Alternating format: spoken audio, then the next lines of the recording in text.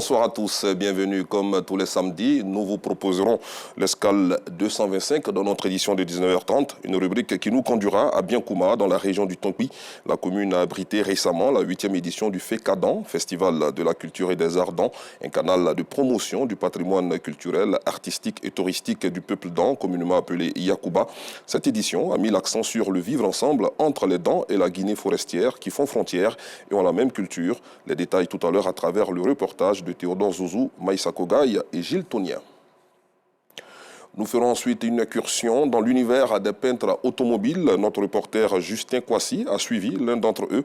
Il s'agit de Michael Kwasi, basé au quartier Palm Club dans la commune de Cocody. Il a présenté les différentes étapes de cette activité de plus en plus répandue dans les garages auto d'Abidjan. Ce métier, bien que difficile, est une activité rentable selon ce dernier. Parlons à présent enseignement supérieur. L'Université internationale du Grand Bassam multiplie les partenariats pour permettre à ses pensionnaires d'étudier dans de meilleures conditions et intégrer facilement le monde du travail. À cet effet, récemment, une convention a été signée entre l'établissement et une structure de la place. Tout à l'heure, le compte-rendu de Clément Bocco. À l'international, le Maroc est en deuil. Un tremblement de terre a causé la mort de plusieurs centaines de personnes dans la nuit de vendredi à samedi dans le royaume chérifien. Les villes et provinces d'Al Aouz et de Marrakech ont été touchées. Au moins 1037 personnes ont trouvé la mort dans ce séisme qui a provoqué d'énormes dégâts et semé la panique. D'après les médias marocains, il s'agit du plus puissant séisme à frapper le pays à ce jour. Toujours sur le continent, l'Union africaine est officiellement membre à part entière du G20. C'est la première décision prise lors du sommet de l'organisation qui s'est ouvert ce matin à New Delhi sous présidence indienne et en présence d'une centaine de chefs d'État et d'institutions internationales. La question était évoquée depuis plusieurs années. Elle a été actée dans le début du sommet à l'unanimité des membres du G20.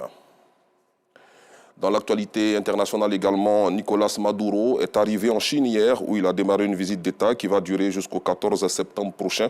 Le président vénézuélien ne s'était pas rendu au pays du Levant depuis 2018. Le but de la visite, obtenir un soutien chinois pour l'économie du Venezuela en grave crise depuis 10 ans maintenant.